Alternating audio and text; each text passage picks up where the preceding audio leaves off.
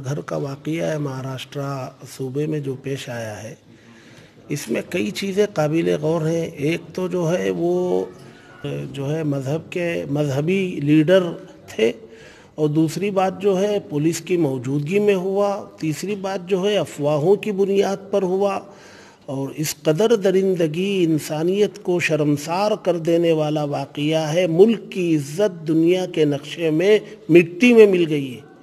ساری دنیا کے نقشے میں لوگ دیکھ کر کے حیران و ششدر رہ گئے کہ درندگیت کو مات دینے والا یہ واقعہ کہ کچھ لوگ مل کر کے انسانوں کو مار دیتے ہیں۔ ان کے دلوں سے رحم ختم ہو گیا، جانوروں سے بدتر ہو گئے۔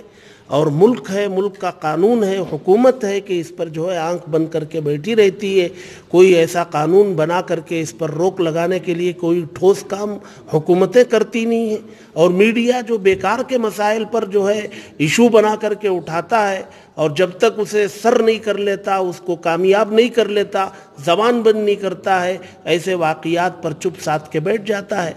جن واقعات پر میڈیا کو بولنا چاہیے اور انصاف کی آواز کو بلند کرنا چاہیے، حکومتوں کو آگے آ کر کے ایسے مجرمین کو برسر عام سزاؤں کا اعلان اور سزاؤں کا نفاذ کرنا چاہیے، وہ سب خاموش بیٹھے رہتے ہیں۔ یہ موب لنچنگ کا جو مسئلہ ہے وہ ابھی تک ایک مخصوص مسلمانوں سے ہی جڑ چکا تھا، کیا ہے اب حالات کیسے ہیں؟ دیکھیے، موب لنچنگ یا قتل کسی بھی مذہب کے ماننے والا کا ہو، انسان کی جان جو ہے وہ سب سے زیادہ قیمتی ہے۔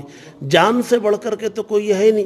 کسی کی بھی جان ہو، جان ہوتی ہے، اور اس جان کی حفاظت کے لیے سب کچھ قربان کیا جا سکتا ہے۔ کسی کو اس طریقے پر اجازت نہیں ملنی چاہیے کہ وہ کسی کی جان لے لے اور اس پر خاموش تماشائی بن کر کے حکومت بھی بیٹھی رہے، میڈیا بھی بیٹھے رہے، ملک کے عوام بھی زبان نہ کھولے۔ یہ تو کیا کرنا چاہیے حکومت کو؟ حکومت کو چاہیے کہ اس سمت میں جو ہے مضبوط قانون بنائے، نافذ کرے۔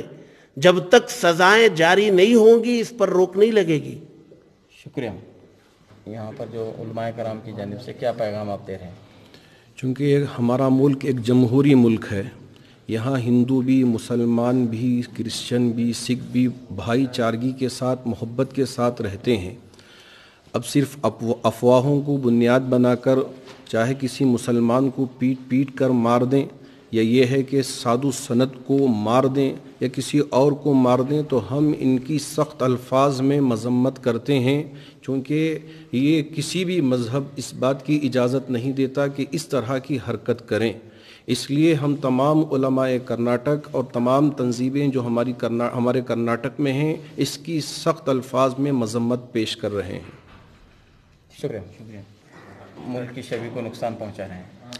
جی ہاں، اس طرح کے جہاں بھی حالات رونما ہو رہے ہیں، چاہے وہ کسی بھی فرد کی جانب سے ہو، کسی بھی افراد کی جانب سے، کسی بھی اس ہندوستان کی وہ شبیہ کو داغدار کر رہے ہیں، اور یہ بڑا ہی افسوسناک اور حیرتناک اور قابل مذمت واقعہ ہو رہا ہے، چاہے وہ پال گھر میں ہو رہا ہو یا یو پی کے کسی شہر میں ہو رہا ہو، جیسے کبھی گورکھپور میں ہوا، یا جو بھی واقعات جہاں بھی ہو رہے ہیں۔ تو ہم حکومت ہند سے یہ مطالبہ کرتے ہیں کہ جو بھی اس ملک میں یہاں کے رہنے والوں کے لیے، یہاں کے باشندوں کے لیے جو بھی ان کی جان کی سلامتی کے لیے جو بھی قانون ہے، اس کو مکمل طریقے سے امپلیمنٹ کریں، اس کو مکمل طریقے سے نافذ عمل بنائیں، تبھی اس ملک میں بھائی چارگی کا سلسلہ باقی رہ سکتا ہے۔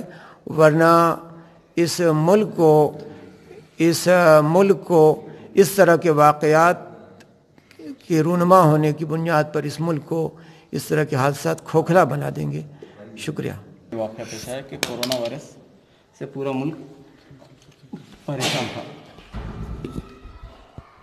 کہ اس کرونا وائرس کی وجہ سے سارا ہندوستان ہی نہیں بلکہ ساری دنیا پریشان ہے، اور اس کے لیے دعائیں بھی مانگ رہے ہیں۔ مگر ہمارے ہندوستان میں یہ قانون ہے، اگر جنگل میں جانوروں کو مار دیا جائے تو اس مارنے والے کو قانونی طور پر سزا دی جاتی ہے، اور جانوروں سے زیادہ آج انسانوں کو قتل کیا جا رہا ہے، انسانوں کو مارا جا رہا ہے، اس پر کوئی قانون لاگو نہیں ہوتا۔ اور یہ انسانوں کو قتل و غارت کرتے ہوئے آگے چل کر عالموں کو، سادھوؤں کو اور دیگر مذاہب کے رہنماؤں کو قتل کیا جا رہا ہے، جس پر چاہیے کہ جس طریقے سے جانور کو قتل کرنے کی وجہ سے قانون سزا مقرر کی ہے، اسی طریقے سے انسانوں کو اور سادھوؤں کو اور صوفیوں کو قتل کرنے کے لیے قانون ہمارا ہندوستان سزا مقرر کرے۔ اگر ایسا نہیں ہوگا تو پھر سمجھ لیجئے کہ ہندوستان خطرے میں پڑ رہا ہے۔